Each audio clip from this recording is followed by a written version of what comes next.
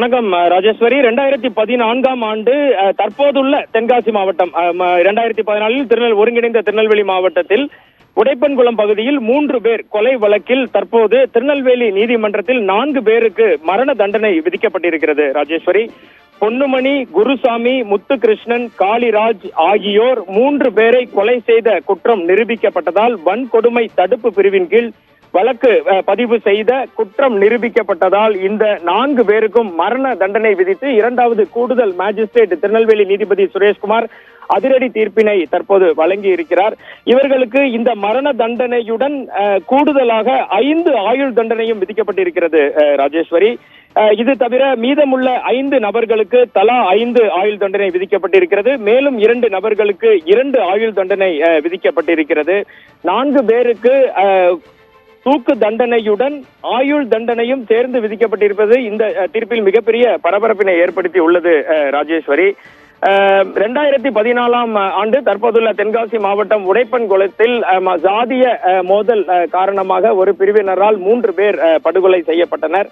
இந்த வழக்கு திருநெல்வேலி 2வது கூடுதல் அமர்வு நீதிமன்றத்தில் நீதிபதி சுரேஷ்குமார் முன்னிலையில் நடைபெற்று வந்தது. 2 நாட்களுக்கு முன்னதாக 25 பேர் குற்றம் சாட்டப்பட்டதில் 11 பேர் இந்த வழக்கின் குற்றவாளிகள் என நீதிபதி சுரேஷ்குமார் தீர்ப்பளித்திருந்தார். இன்று காலையிலேயே இவர்களுக்குரிய தீர்ப்பு தண்டனை விவரங்களை கொடுப்பதாக அறிவித்திருந்தார். பின்னர் அதில் 3 பேர் உடல்நல குறைவு காரணமாக மருத்துவமனையில் அதில் அனுமதிக்கப்பட்டதால் மதியத்திற்கு மேல் அவர்கள் திருநெல்வேலி நீதிமன்றத்தில் மீண்டும் ஆஜர்படுத்தப்பட்டனர். இந்த நிலையில் சற்று முன் 11 பேருக்குமான தண்டனை விவரங்களை நீதிபதி சுரேஷ்குமார் அறிவித்துள்ளார். இதில் நாம் ஏற்கனவே குறிப்பிட்டபடி 4 முக்கிய குற்றவாளிகள் பொன்னுமணி, சுரேஷ், உலகன் இவர்கள் 3 பேர் தான் இன்று காலை மருத்துவமனையில் அனுமதிக்கப்பட்டிருந்தனர். பொன்னுமணி, கண்ணன், குட்டிராஜ், குருசாமி ஆகியோர் சேர்ந்து 11 பேர் குற்றவாளிகளாக அறிவிக்கப்பட்டிருந்தனர். இதில் 4 பேருக்கு முக்கிய குற்றவாளிகள் 4 பேருக்கு தூக்கு தண்டனையுடன் 5 ஆயுள் தண்டனை விதிக்கப்பட்டிருக்கிறது. தூக்கு தண்டனையுடன் ஆயுள் தண்டனை விதிக்கப்பட்ட காரணம் என்னவென்று விசாரித்த போது இந்த வழக்கில் 3 பேர் கொலை செய்யப்பட்டதால் ஒவ்வொருவருக்கும் அந்த கொலை குற்றம் கூடுதலாக வன்கொடுமை தடுப்பு சட்டத்தின் கீழ் இவர்களுக்கான தண்டனை விவரங்கள் அறிவிக்கப்பட்டதாக நீதிபதி தனது தீர்ப்பில் குறிப்பிட்டிருக்கிறார்.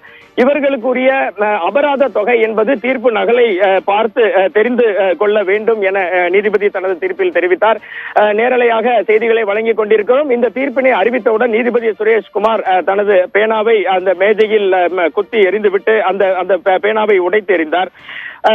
இந்த கொலை குற்றம் சாட்டப்பட்ட அனைவரும் இன்று ஆஜராகியிருந்தனர். அவர்களும் அவர்களது உறவினர்கள் அனைவருமே நீதிமன்றத்தில் கதறி அழுது கொண்டு இருக்கின்றனர்.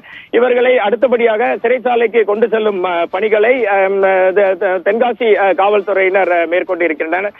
இது குறித்து தென்காசி மாவட்ட காவல்துறை கண்காணிப்பாளர் சீனிவாசனிடம் நாம் பேசிய போது 10 வருடங்களுக்கு முன்னால் நடந்த இந்த கொலை சம்பவத்தில் அப்போதைய துணை சூப்பரண்ட் கலிவரதன் என்பவர் விசாரணை அதிகாரியாக நியமிக்கப்பட்டு இந்த வழக்கு விசாரணை நடந்து வந்ததாகவும் இது தங்களுக்கு இந்த தீர்ப்பு தங்களுக்கு மிகுந்த மகிழ்ச்சியை அளிப்பதாகவும் தென்காசி மாவட்ட காவல்துறை கண்காணிப்பாளர் சீனிவாசன் தெரிவித்தார்.